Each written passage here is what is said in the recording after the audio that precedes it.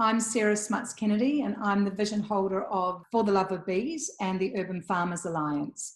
We are launching today as a collaboration across many projects, our project Regenerate Now. And today we are bringing to you our first pilot of Farmer in the Field. We're 3 mentors from the Regenerate Now team, and we're here to support the urban farmers develop regenerative growing practices. And today we're going to speak to 2 farmers, Zane from Crofty Crops and Sophie from her home.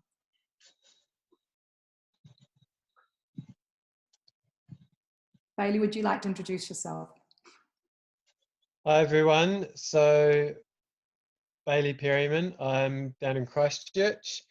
I have been starting community gardens and urban farms and local food projects for the last 12 years since studying environmental management at Lincoln University, and most recently co-founded Cultivate Christchurch, and have stepped out of that now to focus on supporting urban farmers around the country.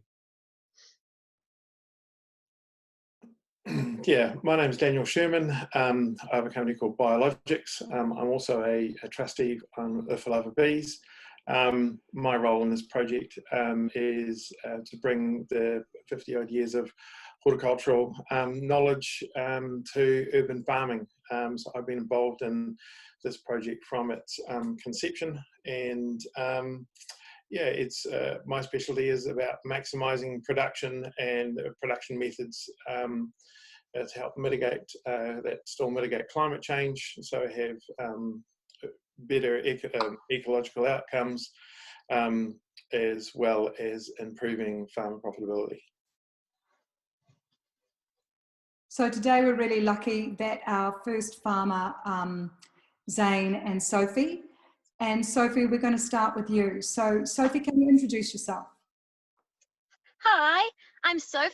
I am looking to start an urban farm in my backyard of my rental property with the help of my flatmates. There's a bunch of us who are really interested in what it's all about, regenerating the world around us, and also being able to grow food to supplement our groceries. So we have this backyard plot, if I can turn it around here, which is about 800 square meters. That is completely, when we moved in, drowning in weeds. There's piles of them all around. And we've just been salvaging what we can and going on a big treasure hunt through the garden for what resources we have, and also learning as we go. Right. And the question that you would really like us to attend to today is what, Sophie? Basically, the big one, sort of where to get started, and how to sort of start reading the land and identifying what resources we have, and what's out of balance, and what sort of first steps to making a productive space are. And the learning big questions. And the farming experience that you have within your community currently is? About 15 minutes. So you offer the learning platform a really fantastic opportunity, in that a lot of people will be like you, Sophie, with a piece of land with absolutely no skills on how to actually start. So thank you for being brave enough to be part of this. And Daniel, where do you think we start? We probably have, how much of the garden can we actually go around where you've still got a Wi-Fi connection? Well, I've just moved to data, so we can do the whole lot. Okay. Basically, when we got started, we started clearing this weed here, which is just mountains of it. And we rolled it all back, and we discovered we had a patio, which we didn't know we had before. And we also uncovered this little garden bed here. So we've just got some cauliflower and beetroot, which we panic bought when the coronavirus lockdown announcement happened. Then we just went and bought some seedlings. We've got them in here for now. And then there's this, which is just a huge big space that we have. We've been pulling up the weeds and laying them out on this these bits of like, I think it's like a deflated kids pool. And then also on this pallet to turn into hay. But yeah, there's just a really massive garden space here. There's a lot. What do you want to see? Take us through the whole thing. We actually would like to see the detail of the opportunity. So do it a bit slower, I think, Kate, and really take us in, Sophie, and take us in. So this is, I guess, from the back corner. We have so many of these vines. What is this plant? Some sort of convolvulus by the looks of it. Yeah, this plant is really going over. It's there's lots of like chopped down trees or trees that are just completely covered in this plant that is quite interesting, pulling down everything. It's really beautiful, but very post-apocalyptic. Nature takes over. Just trying to think of various different solutions in regards to this. So the first question I've got, I can't really ask you, if you guys got any sort of lawnmower or weed eater or weed whacker or machete or something that can actually cut down that material? We have shears and a hand saw kind of thing, which we've been using. So these are the tools we have. We've been using shears and this like saw thing to roll it back, but we were lucky over the area that we cleared so far, which is this patio, that once we started it rolling, it'll just sort of rolled up, but I imagine we won't, for the rest of the garden space, we won't be able to do something quite that easy. But yeah, just good old handiwork has been how we've pulled up these piles so far, just ripping it up. Okay, so you've got a range of different, things to look at. So you've got beds that you want to prepare to plant in basically immediately. And then you've got also areas that you can take a longer term approach, simply because you probably won't have enough plant material to fill it all full of vegetable seedlings overnight anyway. But the first thing I'd be looking at doing is, I can see why you're drying some of the grass to get a carbon source, because most of what I'm looking at in the garden obviously is nitrogen source or green material, as they talk about in terms of composting. You have green material and brown material, or nitrogen, carbon, and you've got, as it stands by the looking around this garden, an awful lot of nitrogenous material, green material. So if you cut that and put it in a big pile, it immediately starts to heat up and rot down, but it doesn't actually create compost as such. It just ends up in a big sort of slimy mess. So you have to be able to mix. Yeah, that's definitely what's happening here. Yeah. We've got a big slimy compost heap happening here, and then here underneath this is all like quite moist, and then over here is all just hay all the way through. So to get that to dry out, you need to basically be able to turn it to get some air to expose the wet material underneath it. So like turn it over. So the dry stuff on the top ends up at the bottom and the wet stuff's at the top. So you're trying to get the whole pile to dry out.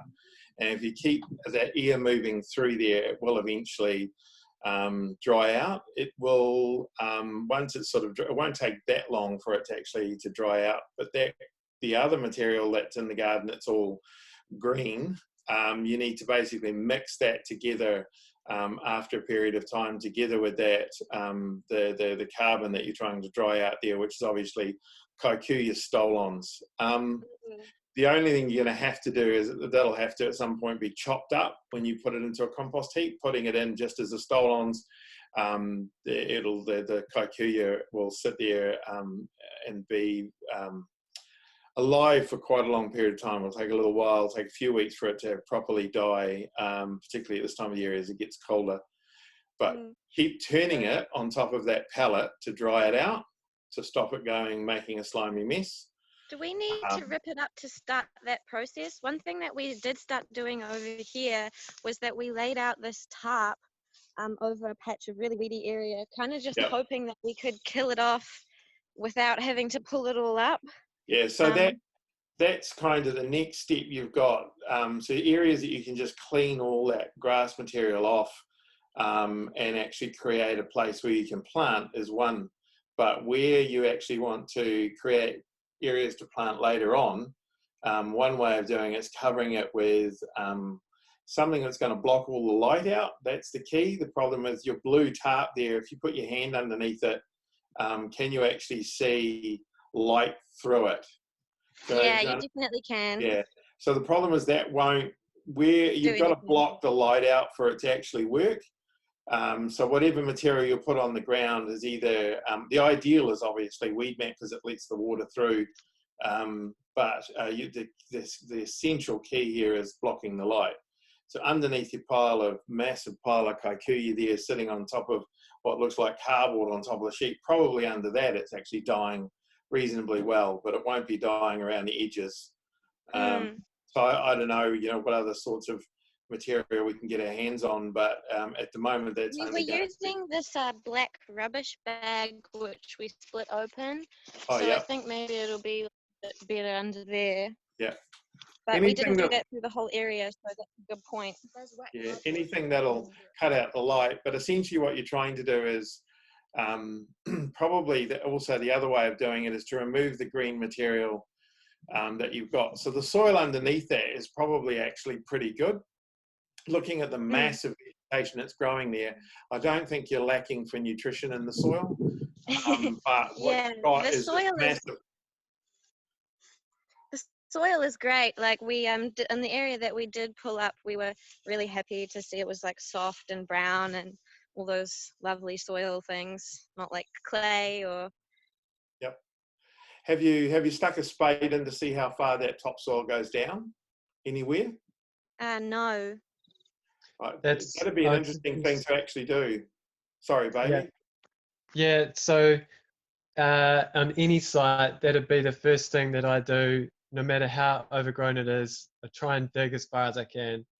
And if you're hitting, so in my latest project in my backyard, even before I walked out there, I just knew something's not right here. The growth is all uneven. It basically the opposite of what you have there, where you can, Daniel rightly pointing out, you can clearly see there's good foundation, but you do definitely want to explore, because what I found was essentially historic landfill, and it took Zane and I actually getting Zane in on a digger to excavate almost 6 cubic meters. What we got from that though was a lot of rock and brick that we could reuse for paths and terracing and things like that. So I'm really a fan of getting in and clearing out at least that overlaying vegetation and not disturbing the soil as much, if at all, but definitely digging as far as you can, ideally up to your hip. Wow. And it doesn't have to be a huge hole, but if you get more than if you get more than 30 centimeters, that's probably pretty safe. It's a starting point, and then any of the vegetation you clear, compost it, because that is a lot of it. Daniel might be able to talk to this a bit better than I can, or Sarah, but the stuff that's growing there is already serving a purpose as far as developing the soil and returning nutrients to soil. So it's not necessarily bad, it's just part of a succession phase, and now you're becoming a part of the succession and going to manage it a little more tightly, but I it's guess nutrient that needs to go back. We're curious about is sort of when we get started on this mission, do we don't really just want to weed everything, like we kind of want to go in a way that makes sense for how we can actually use the land. So knowing kind of how to approach that, sort of where to start. We've found this garden bed which has given us a place that we can start putting some seedlings in right away, but then it was like we're looking at this massive space which is just a wild jungle, thinking how would you approach a wild jungle? What would be well, I have to say, so one of the things that's really great is that you haven't come in with a shovel and actually dug it all over. So what I have been watching quite a lot recently on people's Instagram feeds is they're trying to start a garden, and the first thing that they do is to get rid of the grass is that they dig the whole thing up, and actually do quite a lot of soil disturbance as a result of that. So what Bailey has said is quite correct in that each blade of grass currently is actually photosynthesizing today and actually producing sugar, which it's actually gifting over half of the sugar, and even the weeds that you've got are actually producing a sugar that they're gifting to soil biology this afternoon. So they're actually keeping an ecosystem alive by photosynthesizing and then creating an exudate, right? So what you want to be doing is actually getting a plan. So I think the next thing is that actually it's really good for you to know is how much food do we want to produce? Are we interested in producing food for our flat? Or are we also interested in producing some food for our street? And, you know, there's no reason why, you'll see in a moment with what Zane's doing, is actually creating a business for himself out of a piece of land like you have. So then it becomes looking at the size of the garden beds, the structure of the garden beds, where you want to be. At the moment, I'm wondering, Daniel, you know, you might be making composts separately to your garden beds, but you also might make some composts on top of where you want to make garden beds in the future.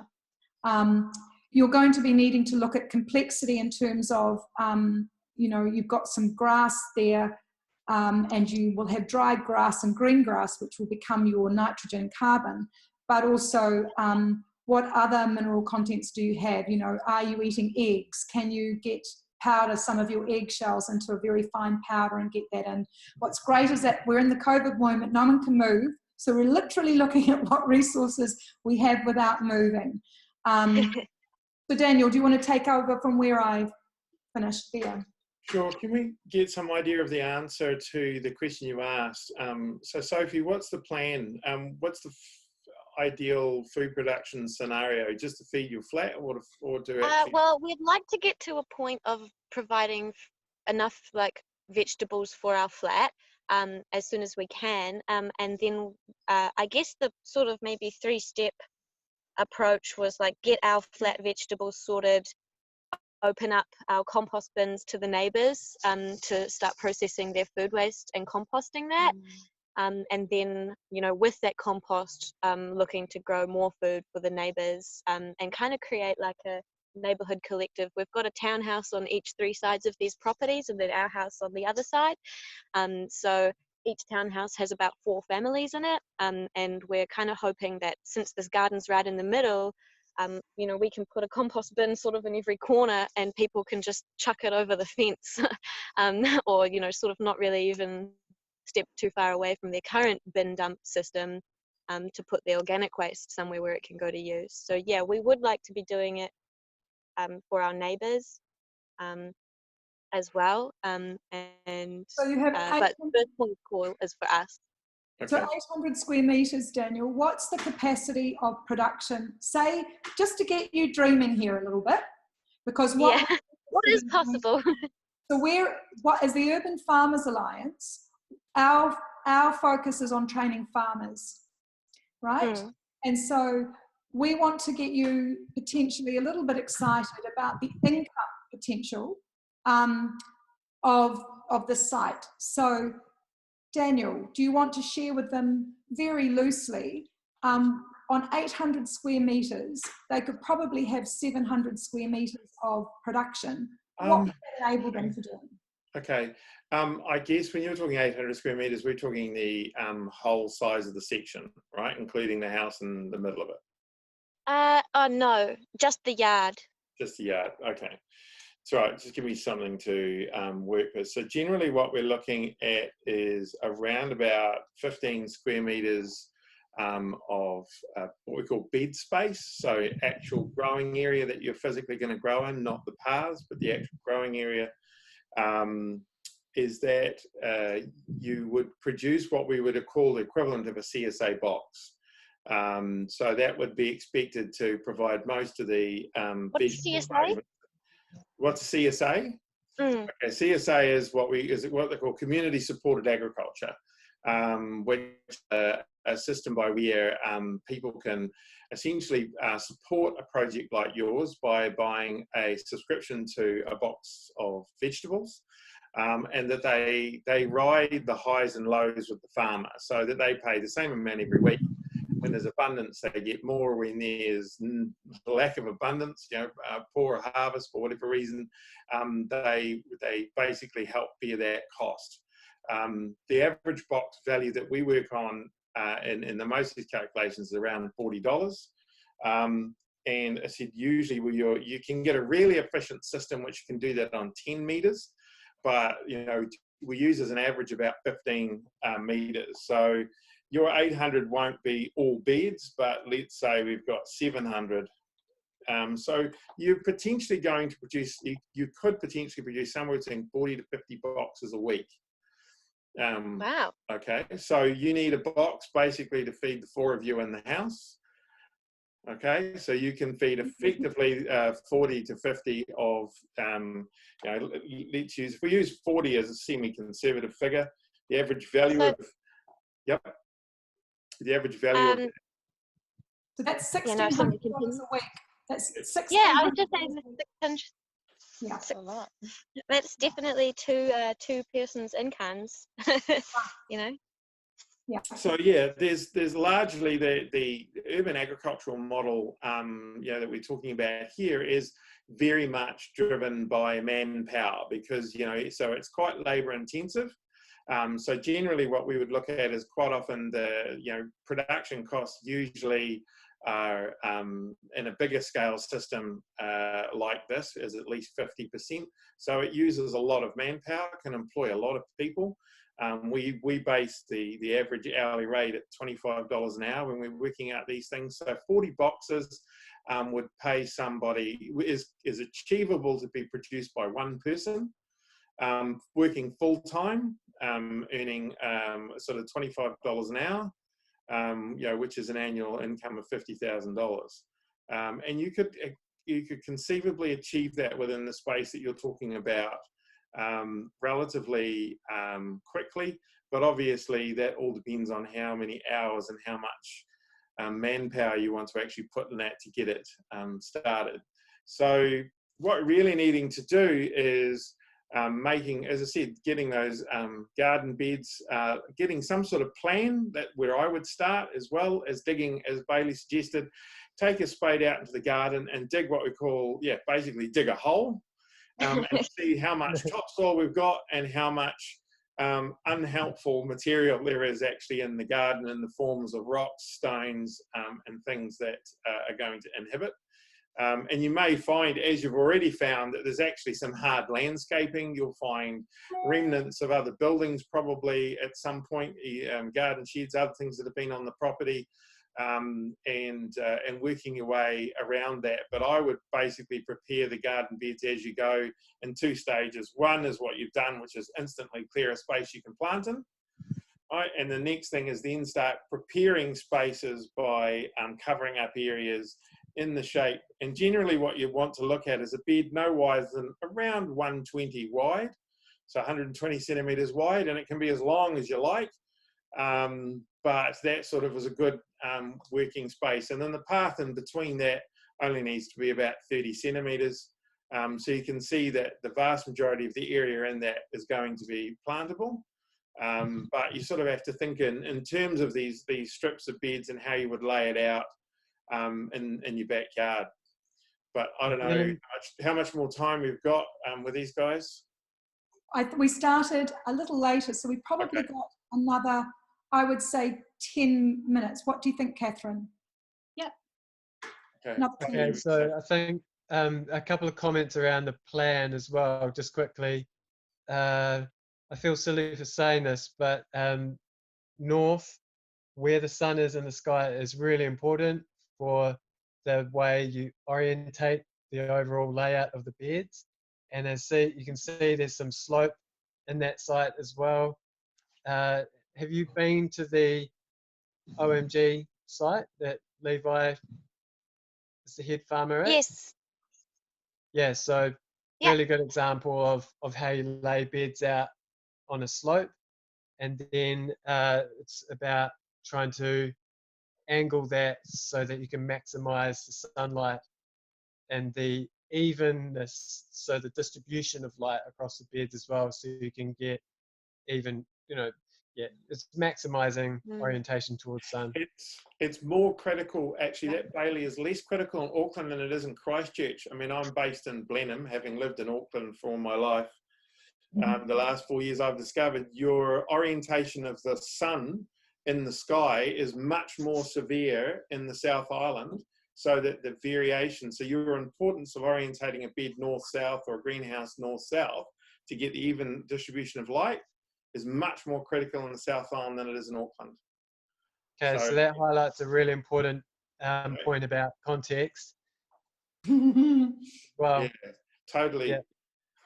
Totally get what you're saying, but it's real. I've discovered that myself here, is that I started with a couple of beds and I set them up without any consideration of north-south, where I've built greenhouses with, and large-scale commercial greenhouses with that total orientation in my mindset, irrespective of anything else. But here I just went and planted garden beds at a 90-degree angle to a fence line and did them completely opposite east-west.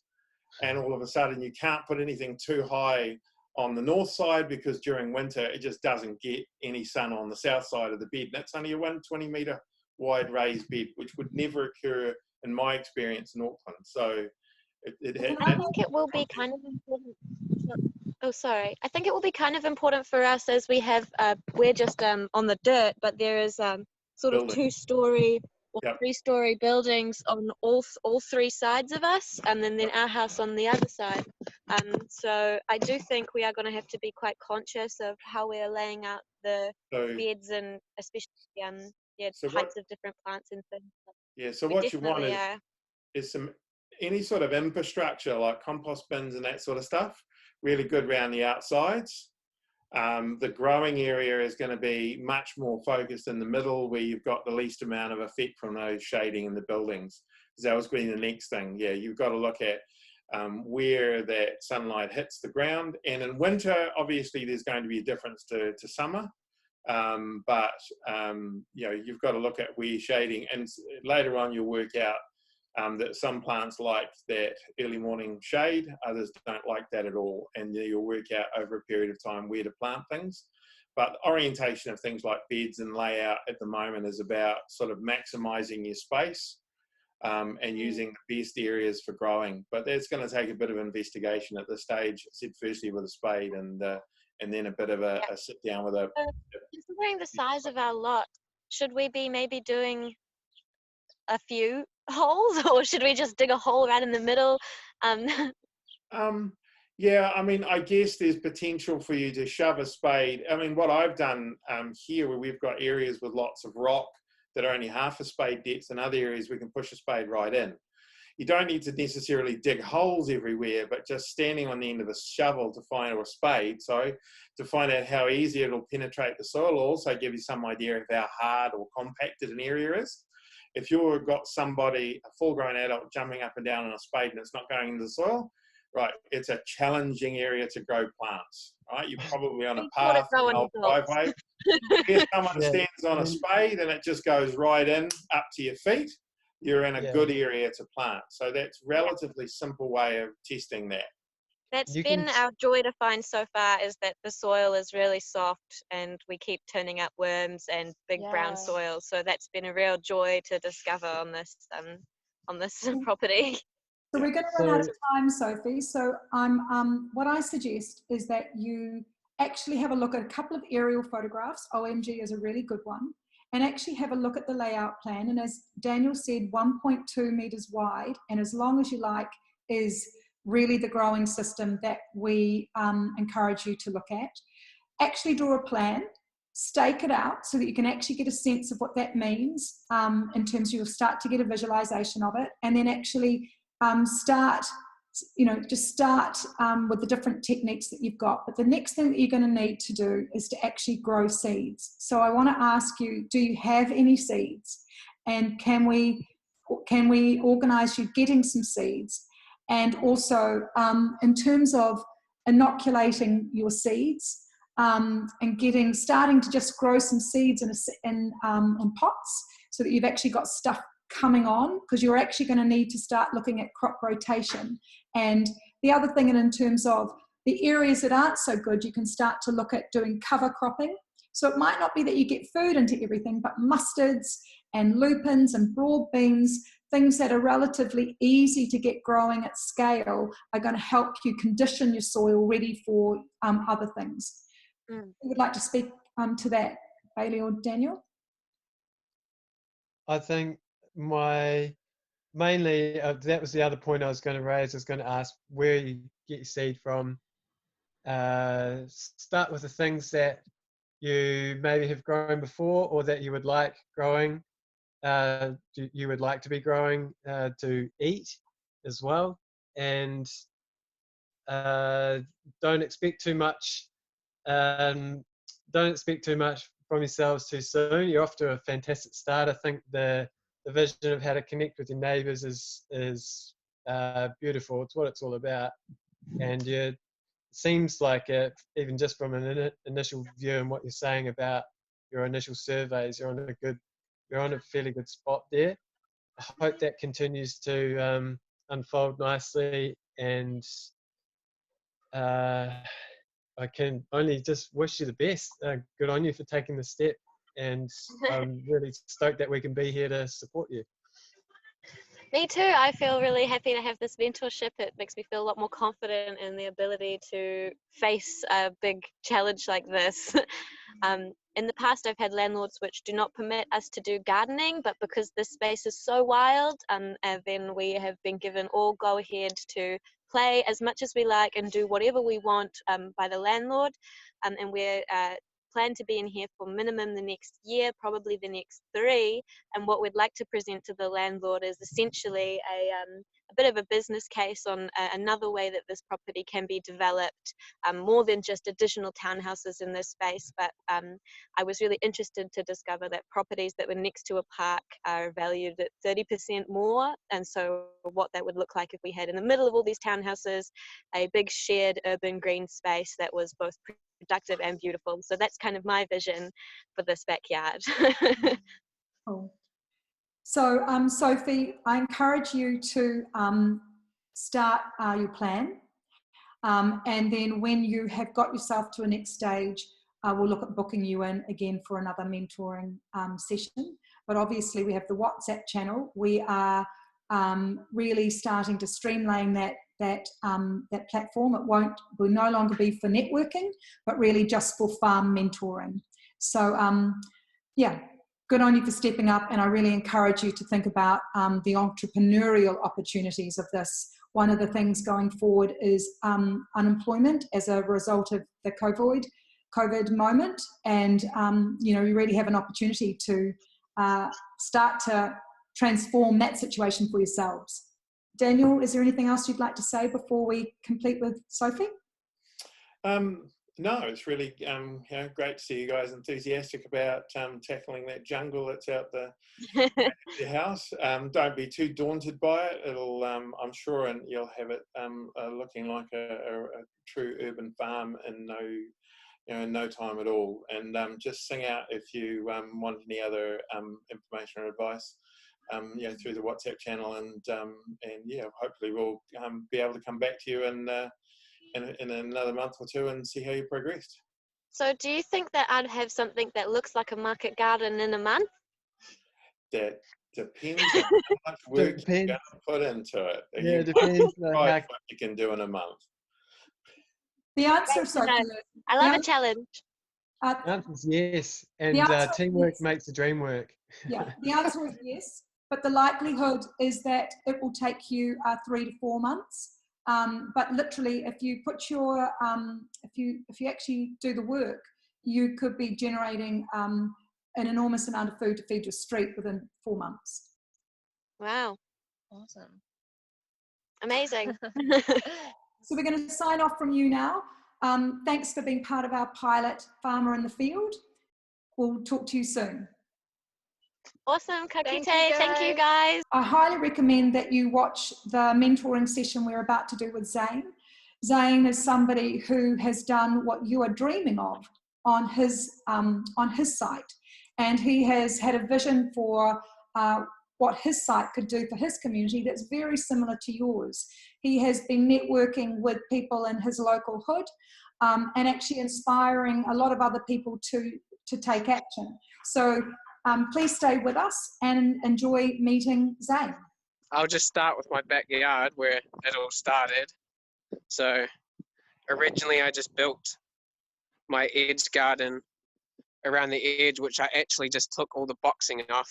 Here's the remnants of what was left to use it for framing to build my greenhouse. So I studied permaculture design, and my biggest passion is using things that are at hand.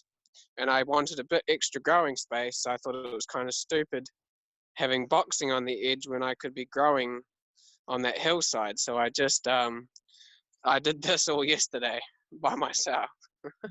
So my biggest problem for me is lack of manpower. I've built this whole project 90% on my own, and so permaculture is also using multiple stack functions. So I try and use as many nooks and crannies on my property as I can. So that was a unusable space, which is now my storage area for my potting. And then that's my sleep out where one of my flatmates live. And then we made a nice beautiful garden for him.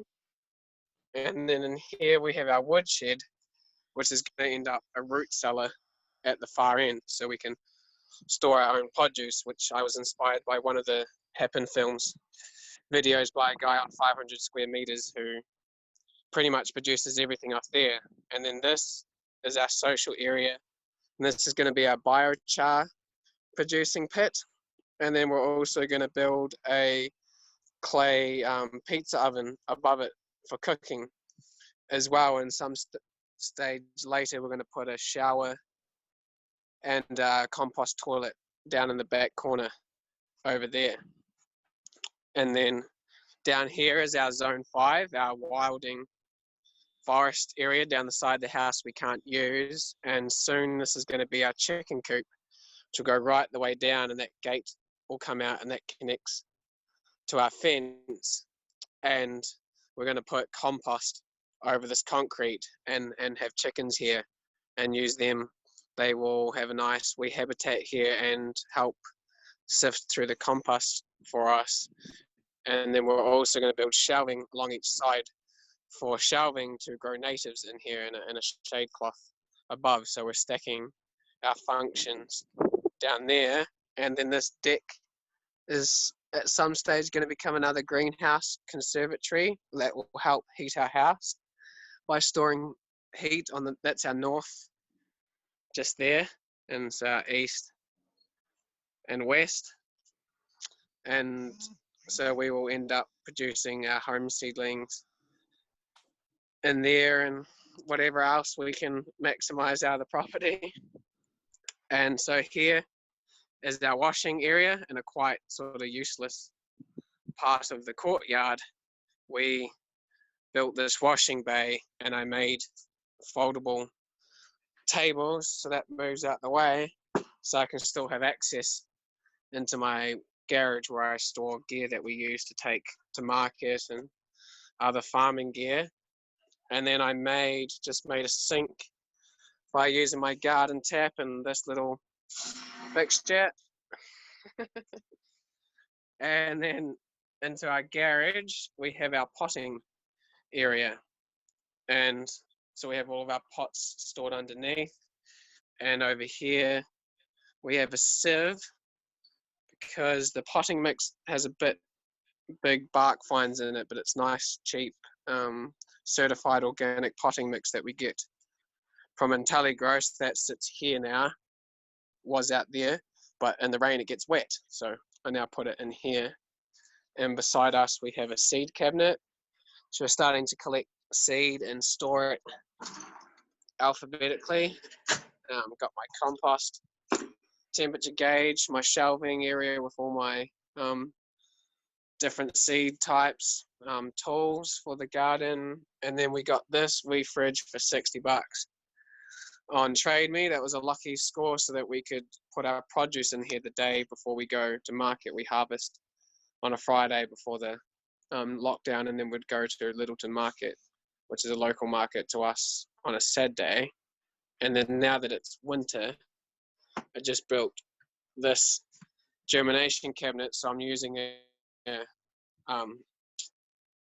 halogen light for working outdoors. Usually that used to be for working my cars when I was a bogan, and now I've repurposed it for creating heat in here, and I have a little fan under here, and this board just sits on top so the airflow isn't too fast. It was making it too cool, so that it gets a nice even temperature of about 20 degrees. Is that like from a 23 computer degrees. or something? No, Okay. no, it's just running all the time. So there's enough heat being produced by the lamp and the fan. Yeah, so yeah, it's a computer fan. Yeah, just a wee computer fan. Yeah. When I was a bogan, he said. Yeah, so I gave up I was not an environmentalist before this. I was just into cars and my pool table and darts, drinking lots of piss, driving fast cars and causing havoc. And then I found permaculture and turned my whole life around. And then here's one of my greenhouses. So this was used for growing microgreens. These are going to move to our new greenhouse built on Saturday, and this is just going to be for growing our lettuces seedlings because we grow so much, and it's going to be called the Lettuce Inn Hotel. We're going to paint that across the front there. And then I got another cabinet here to store some of my gardening tools in. And this garden along here is going to be a food forest down our driveway.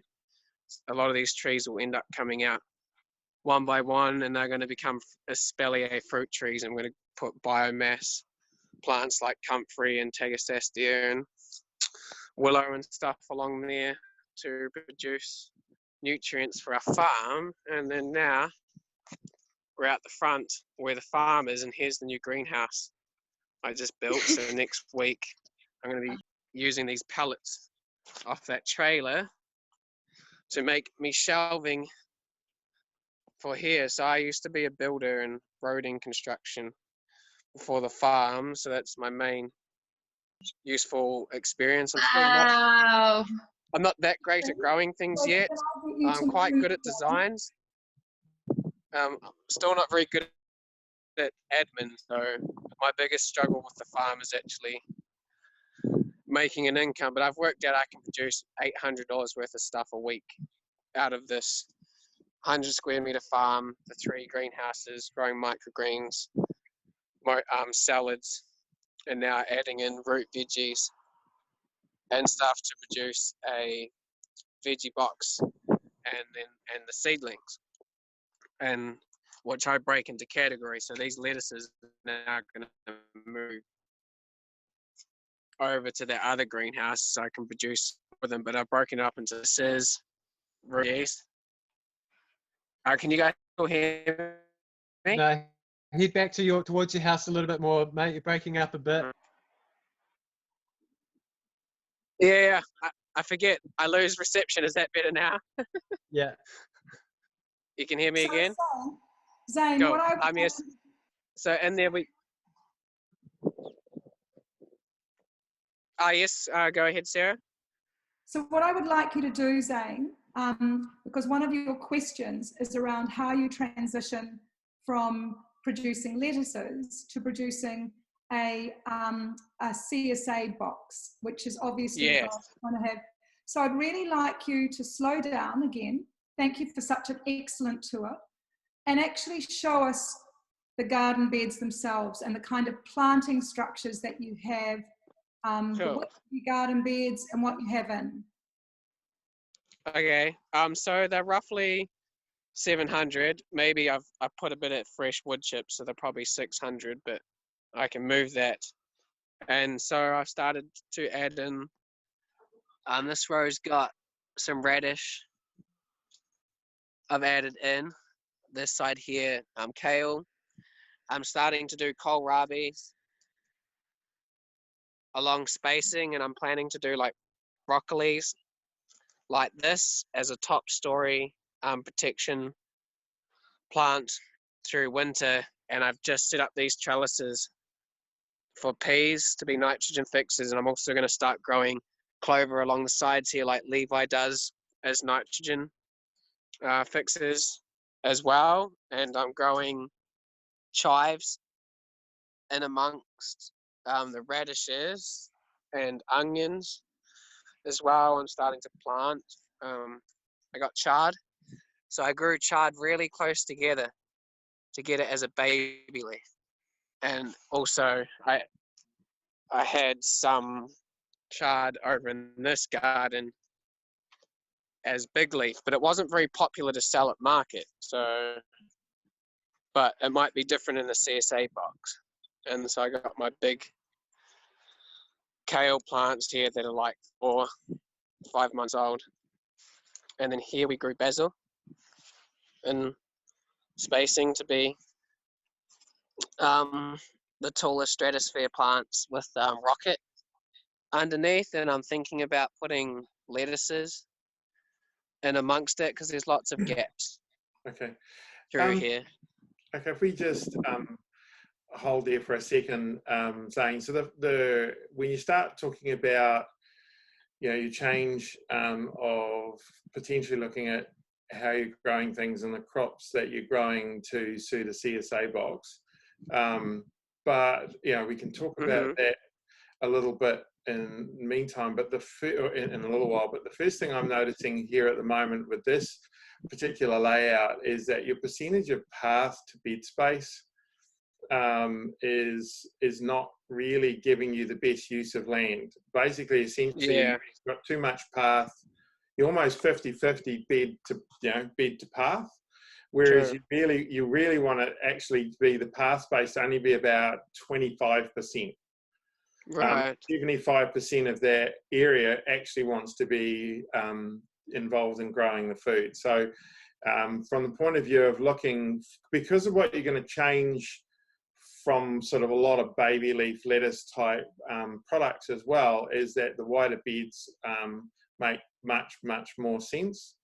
I mean, having an upper story like peas and stuff growing down the middle of the bed is ideal, but if you imagine where you've got those poles, you've got a bed on one side. What I would literally be imagining is we, instead of having a path on the side of the poles, you actually have a bed almost as wide on the other side. So where you've got that path, it would actually be bed space. So it means there's probably going to have to be, over a period of time, a little bit of change happen to maximize your productive use of that space.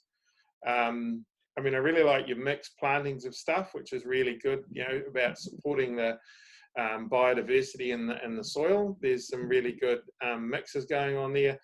I wouldn't encourage you at this point to use non-productive legumes, i.e. clover, because you're producing a plant. I mean, the soil doesn't care what's photosynthesizing in it, or if you can eat the legume or you can't eat the legume. By planting something like clover, it might sound like a good idea, but in all practicality, all it's doing is taking up land in your extremely restricted space that you can't actually eat unless you're planning on selling clover.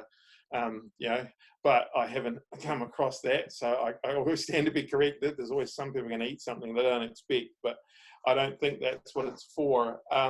Your soil probably doesn't need the clover from a correction point of view either. Clover will thrive in really poor soils. I don't think that I think you're well past that stage. I'd encourage you, sure, mix legumes in the middle of brassicas and other and chennapods and all sorts of different plant families, but keep in mind everything you plant in that garden should be something you can eat or sell to be eaten. That just be my first observation from what I've seen. I mean, it's quite amazing what you've done in such a small space, and your achievement or goal of, I don't know if you're achieving $800 a week over how many meters do you think you've got an actual garden space at the moment? Probably less than 80. So when I was when things are going well with the lettuces and maybe having the bigger charred leaves and stuff, like I'm producing 10 kg easily a week, which is like 520 kg a year. Yeah.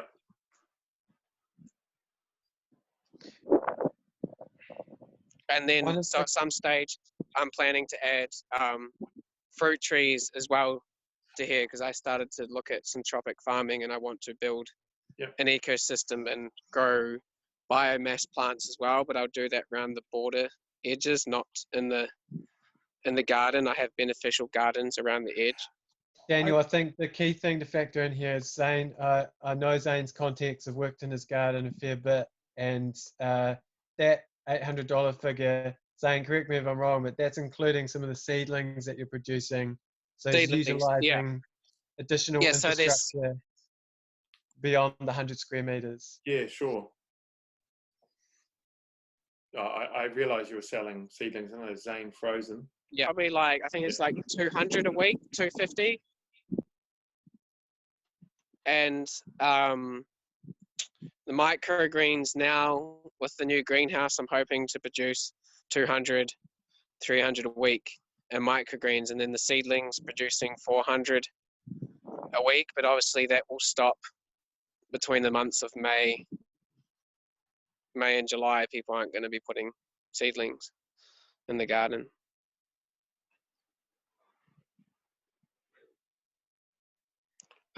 But so oh, am I still here? Yeah, you are. We can still see. Yep. So I'm planning to use a fleet farming model. Have you guys heard of them in America? Yes, I've just seen the links that you've sent me through. Basically, it's a multiple site system which you go between with bikes and trailers, and kind of like a swarm farming or permablitz style, where groups go in, hit a few tasks together, and then move on to the next site. So is that like farming multiple backyards essentially, or multiple yards? Yeah. Yeah. Yeah. And you're at that and potentially the red zone. I live right near it, so that. Okay, cool. Great. So there's potentially quite a lot of land around you for other types of crops that you can be growing, that can be adding to your CSA box. Yeah, so the main thing is me learning to work out what can be planted in what guilds, and I'm starting to introduce fruit trees, and I need to work on some of my soil knowledge. So a problem I have here is I got a hard pan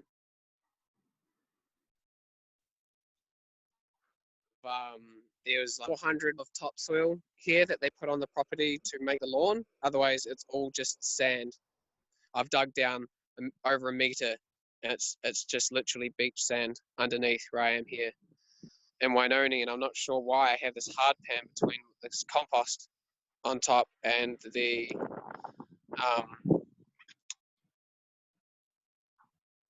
dirt underneath. Zane, maybe go back closer to your house because you're breaking up a little bit, and this is quite important. Sorry, is that better now? Yes. Can you hear me now?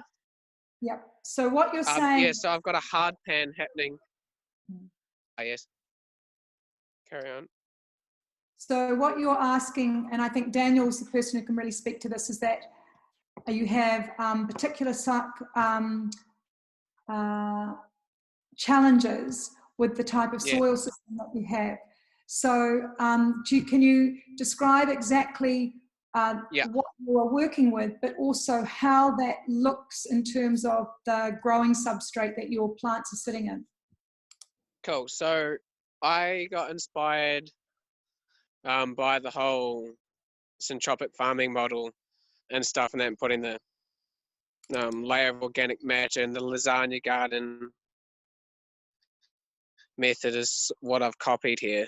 And so I just had 400 mils of topsoil, which was brought onto the property when they built the lawn, because all that's underneath is sand. I've dug down over a meter and all I can find is beach sand underneath. So I put compost, mushroom mix, and a certified organic mix from Living Earth on top, and then I've put wood chip down on the paths, and I seem to have a hard pan between the compost and the dirt, and mainly closer to the end where I had cars drive through. So I did go through with a fork and really loosen all that ground underneath, but especially in summer I noticed that underneath goes really dry, and I can't put my sticks that lower than the compost. These sticks will only go down 200 mils and just hits hard. Look, what you're describing is probably a soil that has an excessive amount of magnesium, or a layer. It's associated with a coastal type of soil substrate, and we see it here, for argument's sake, in Marlborough. It's something I don't think I ever saw in Auckland, so to speak, because it's typically clay soils. But that crusty hard layer, and that ability for the soil to really dry out and become quite water repellent through that period, it's kind of indicative of it's either high magnesium or high, what they are otherwise known as sodic soils as well, which is high in sodium. But both of those salts cause an issue in excess. They're both, well, particularly magnesium's obviously critical, but what you'll find probably with all that organic matter, I mean, that's gone on as well, is you're starting to improve the balance, just basically growing on top of that layer, which is typically what happens is that the plant roots will reach that layer and not go below it either. Yeah, they don't. How you fix that essentially is fixing the calcium magnesium ratio and the base saturations of those. Are really, obviously, a soil analysis that would actually measure that would help work out exactly what the amounts that you're requiring to put in there. But have you at any stage added any lime into that farm? No, I haven't. Okay. So that's probably one of the, particularly also if you're putting lots of organic matter and compost and that sort of stuff, is quite often you find that you actually need to add a bit of lime into it. It depends a little bit on the compost itself. Sometimes you'll see compost come with a lot of calcium because they've added a lot of lime in the composting process, but more often than not, when we see lots of compost go down to that area, you end up with an excess of potassium on top of soil that was already deficient in calcium, and it had an excess of magnesium. So you're sort of working with quite an imbalance. At the moment, a lot of your crops there are growing in that top very sort of shallow layer, and they won't suffer too much from it. But as soon as you get to, I mean, in commercial sense, they used to call these soils Sunday soils. So they end up with high magnesium and will kind of crust over. And when it was too wet, it was like waterlogged, and then when it dried out so fast it sort of crusted over. Well, that's kind of happening down at that lower level. I don't, and the whole idea of physically digging up pans and physically turning over soil is kind of, I guess, really a bit archaic in principle. We don't fix soil by turning it upside down and digging down and double digging and all that sort of stuff. What we've actually got to do is, by applying organic material on the top, will help start to fix that problem, but allowing the microbial network to actually do its job, which is being, when you lay it down on top of the soil and it works its way down into the soil and it starts providing a food source for worms. Worms start coming into that. Any sort of digging that you do in that actually is often more negative and loses your organic matter and actually doesn't fix the problem. The problem here is one of biology and chemistry. It doesn't get fixed with a spade or a fork long term. That's a short term solution. So I'd encourage you to sort of start looking really towards the no-till type principles, and we fix these things by adjusting the chemistry, so adding some lime to this exercise. My guess is lime's going to be your best input without doing any sort of soil analysis, given everything else. And 2 is all of that bark and wood chip material. Often as it breaks down, you end up with an excess of potassium, which often we find with, so over a long period of time, you were talking before about growing biomass and adding that sort of stuff. You don't actually need, I wouldn't actually suggest that you grew biomass. You're going to have actually potentially growing enough material coming out of that garden, more than enough to actually keep improving your soils, providing you follow the principles of a no-till type scenario, and and composting the waste that you're coming out of those crops, using areas to grow biomass and producing biochar in your situation, just as kind of you're creating resource that you don't really need in this situation. Oh, okay, that's interesting. Can I ask you, Daniel, can you, it's all very well to say put in lime, but how is he going to put in the lime?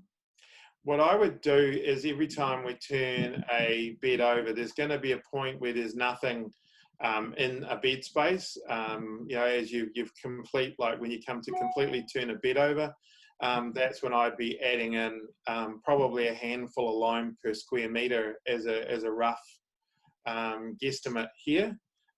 If you're really, really serious about maximising long-term soil health, for a few $100s, you can get a really comprehensive soil analysis. And I know it sounds expensive in these terms, but a long-term, that's really the key to maximising the productivity, minimising the expense, and having a really good understanding, because lots of people keep pouring the likes of organic matter into soils as well. And they all kind of had a Goldilocks limit at about 10%. And these gardens typically reach 14, 15, 16+% really, really quickly. And they don't actually need more compost. That actually slows down the nutrient cycle if they've got too much organic matter in there. They need to sort of have everything in balance and just right to get the maximum productivity out of that soil. So one of the traps for young players around lime, and Daniel will be able to help me with this, is that not all limes are created equal. There is a dolomite lime, which is a magnesium calcium. And then the other form of lime. So obviously you don't want to add any more magnesium in. Do you want to just quickly discuss that one, Daniel? So essentially what we're talking about is the bog standard cheapest form of lime, which is known as ag lime. And you'll get lime that's ground finer, so they'll call it fine lime or fine ag lime, but essentially it's calcium carbonate. It's just calcium carbonate, nothing else. When you talk about dolomite, it's about 50-50 mag to calcium in terms of adjusting soil levels. So clearly using dolomite in this situation, sorry, I don't actually think in terms of dolomite being lime, but I exactly understand what you're talking about, Bailey, when someone could easily be sold dolomite as a substitute for lime, when what you really want here is just purely calcium carbonate. And a liquid version will not fix the base saturation. This is all about getting the bulk of the calcium, which should be around about 68% of the base saturation. Is by far the largest amount of nutrient in the soil. So, and so with this time, is it something I just have to add once? Well, essentially, when you achieve the correct amount of calcium to organic matter levels and mag levels, once you get all that 10% organic matter and you get this, say, 68% calcium and 12% magnesium, you've actually got all that balance, then the inputs become to be very, very small. And your productivity is extremely high. And the biological system then delivers the nutrition, because we're under the mistaken impression that we have to keep pouring in fertilizer and inputs and compost to keep crops growing. It's Yeah. actually the biological soil system. It's actually getting a functioning soil system that will feed our crops and plants. And the amount of input that you take is literally only what you take out. And you take out tiny amounts of nutrition actually over the year. The only really serious input that goes in when you're growing things like tomatoes and potatoes is potassium, because they are largely gross potassium feeders. But quite often we'll find in a situation like yours, we're already sitting in an excess potassium situation anyway, because of all the wood mulch that's actually gone into the garden. Also, Daniel, could Zane start to include the lime in his composting? Oh, absolutely. But as I said, at this stage, so how much compost do you reckon you put down on that ground, Zane? So like in centimetres? There's 200 mils, and I put it down a year ago, and then I've only 2 months ago I topped it up with a 2-inch layer when I put in the next crops. Okay. But that's broken down, so it's not like 200 in height now. It's probably like 140. Yeah. I mean, to give you an idea, when you put in 50 mils of compost, 5 centimetres, Yeah. that's the equivalent carbon or organic matter on that soil of about 14%. Now, when you think that the Goldilocks figure we don't really want to exceed, the kind of figure we want to be hovering around is 10%, you can quickly see that actually your soil probably doesn't need any more compost. In fact, I guarantee you, with the amount you put in there, it doesn't need any more. What it needs now, for argument's sake, is just a little bit of lime thrown down on those beds as you replace them. Without actually getting a full analysis, that's where I would start. But I wouldn't continue adding compost. That's a mistake that's commonly made, that we just keep adding compost and compost and compost, and we end up with sites that you literally are almost 100% compost with enormous amounts of organic matter. And I won't go into the details, but essentially organic matter can hold all nutrients. And when you have excessive organic matter in the soil, it basically kind of starts to lock up the nutrient flow. It needs to cycle. We talk about carbon cycles and nutrient cycles and nitrogen cycles and phosphorus cycles. That's about mobility of that carbon into the soil, out of the soil, in the plants, through photosynthesis, being fed on by bacteria and fungi and worms and protozoa and all that activity.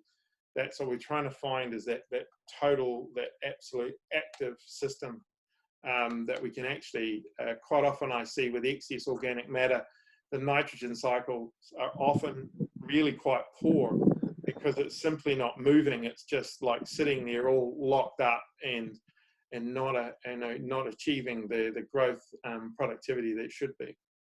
So, what I was going to say, so in terms of, often we use compost in between crops to give us a really nice layer to actually plant our new seedlings into. So if we're not using compost in that way, we're actually needing to have the seedlings coming in and the seedlings coming out and going in as one of the ways that we manage the texture of our soil. Is that correct, Daniel? Yeah, I mean, that I guess is if when you go away from direct seeding like you would have been doing with potentially a lot of the baby leaf crops and that sort of stuff, when you start producing seedlings and you're actually producing transplants, then as soon as the crop comes out, and what you're doing it there is you're just putting transplants straight in between. You don't have that need for that level of what we call soil tilth. So when it's really fine that we need for direct seeding, you need to have soil that, it's really fine, it's free of lumpy bits, and it has this really fine tilth that you can actually direct seed into. When you start using transplants and growing a wider range of crops and doing what you're starting to do here, then the need to go and cultivate soils or lay extra compost down all disappear. And as you pull one crop out and put another crop in, that's all the soil disturbance, occasionally a rake in between. But we would never look, to go and double dig or even really use or fork it over. Just not necessary. That compaction thing is actually more a chemical process, like you're seeing with the excess magnesium and you're getting that compacted layer. That's not a physical thing. That's chemistry and poor biology. So when we've got great chemistry and great biology, so it used to be an argument, an example was used that the really healthy, biologically healthy microbial activity in a soil is equivalent to 10,000 men with a shovel in a hectare. So 10,000 men with a spade, that's what the microbial workforce is doing 24/7 for free, if you actually treat it right. I guess What's the last it's quite question? hard for me to Get your head around. So Zane, you could break it down. Because studying permaculture, they used all organic, like that earnest and stuff, used all organic dilution. The biology broke down all the nutrients. I guess I figured, because I was hoping to actually next put straw over each bed and then just plant in between the mulch, because I do lose a bit of moisture too out of my compost. Yeah, I mean, I guess what we're trying to look here is the moisture is lost when you've got the light or sunlight hitting the soil surface. So the idea is that what we do by taking out a crop or into planting crops, is that we're protecting the soil surface from direct contact from sunlight through the plants growing so densely. I mean, I don't think you've got an issue with the density of crop. Obviously, we can start to look at some different crops being grown in that space and maximizing the productive area and all that sort of stuff. But yeah, I guess I don't look at it from the point of view of permaculture or biodynamics. What I'm looking at it just purely from, I guess, soil science and the understanding of how soil functions. And it's a really, really difficult thing for people to get their heads around sometimes, to understand that soil is actually a very incredibly productive system. And if you think of it in terms of a forest floor sort of system, where plants basically the carbon's being cycled all the way through it, they're growing these incredibly massive trees for thousands of years. There wasn't any fertilizer involved. There was nobody running around spreading compost. It's a complete healthy biological system. And basically what we've done as humans is usually screw that up through our lack of understanding as to how they think things function. What we're trying to do here is work with that, those biological systems, and work with the ecology, the soil system, that it's actually functioning. And part of that is, feeding it, understanding it, and not disturbing it, and constantly keeping a crop growing in it, something that's got to be growing in it all the time. So Bailey, you have a strategy for Zane in terms of how to break this down. Yeah, so I'm thinking, so if there are even 2, maybe 3 things that I've heard here. One is increase your bed width, reduce your path width. And that might be pulling some of the compost, some of the wood chip out and looking to compost that without really disturbing what's underneath. And the second is, if you crop out a line of something, you're not putting compost back, you'll just be sprinkling the ag lime across it. And I've got a bag of that we can share. We can get it around the corner from you at Pearson's, mate, for I think $20 for 25 kgs.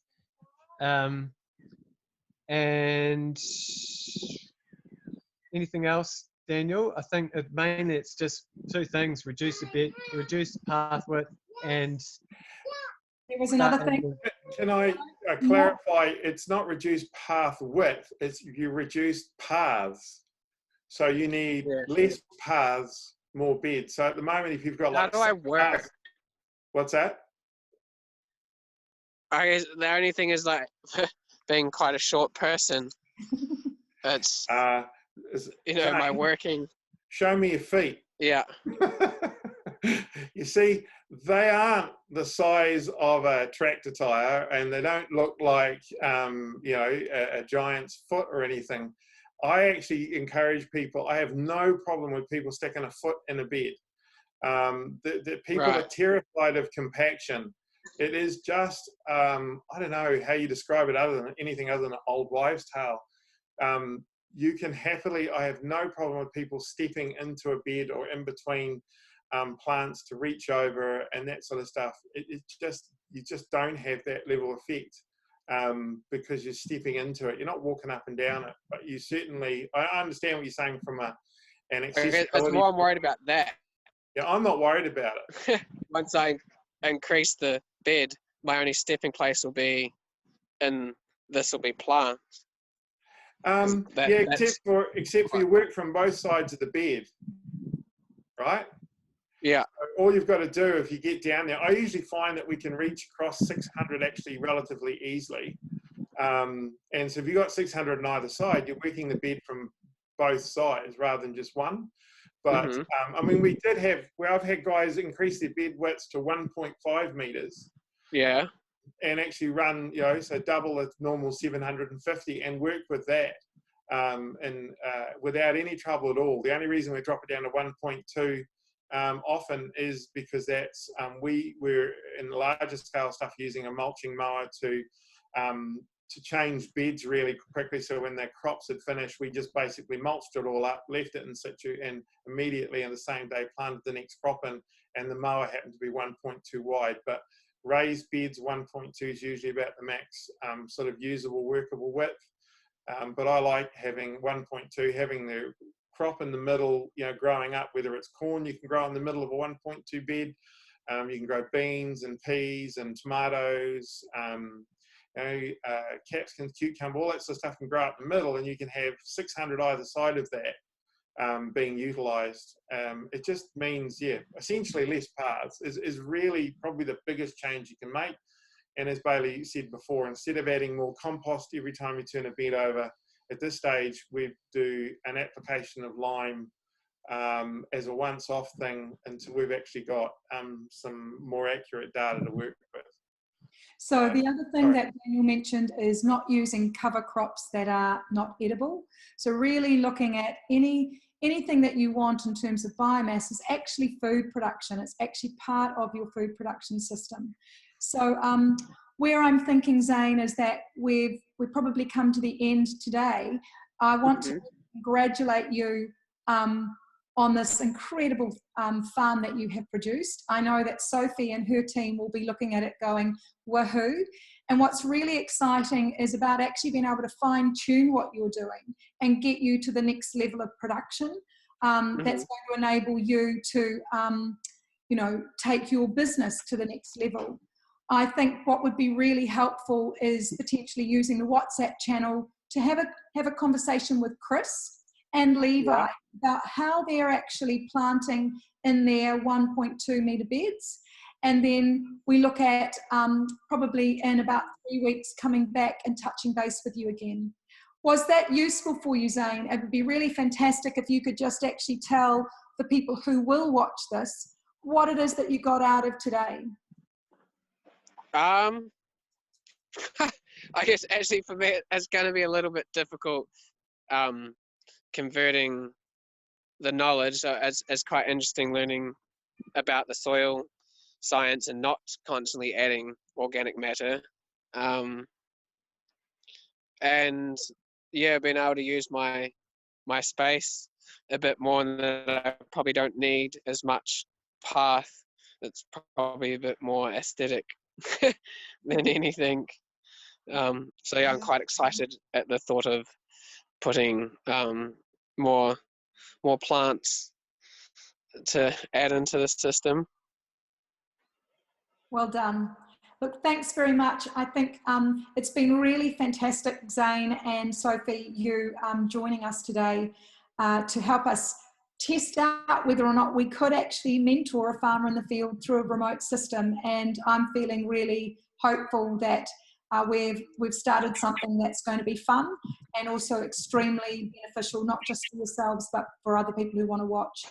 So I was just saying, like, the one thing that I sort of imagined I'd get is like gardening advice. But then what was a big thing that I did learn was the capacity for a productive like business system, and that saying the administration side, it's kind of hard to think about a garden and then how that works, or a farm and how that works into being a productive business without imagining a massive agricultural sort of endeavor. So just sort of understanding, I could even just support 2 people off my backyard is pretty amazing. Yeah. Yes. How long have you been farming, Zane? 1 year.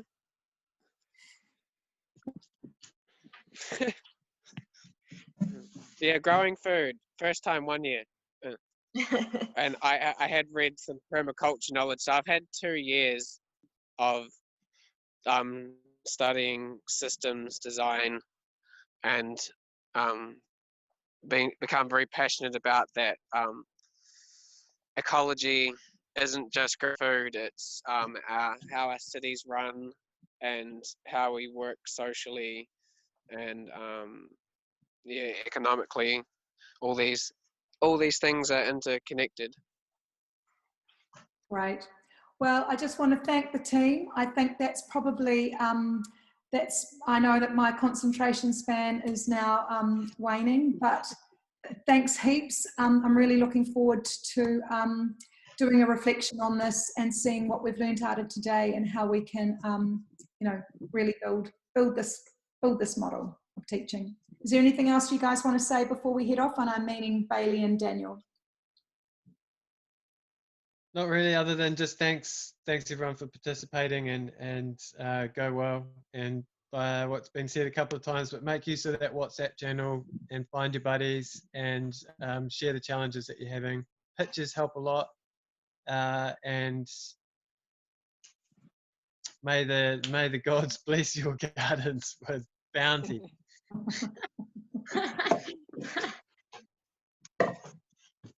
Daniel? Thank you so much to all of you guys for sharing your expertise. Yeah, really, really inspiring. Hey, totally welcome, and we're just here to help you sort of fulfill those visions and dreams that you've got for those spaces, and and it's really great to see that out of this you can. Obviously Zane is already there as far as from the point of view of making a living out of this, but the potential to maximise it, and for you guys, Sophie, to recognise, that's great for you to actually come out of that, to recognise that 2 people can actually make a reasonable living out of what you're looking at as an overgrown backyard. That's really cool. And not only that, you can actually mitigate climate change doing it at the same time. So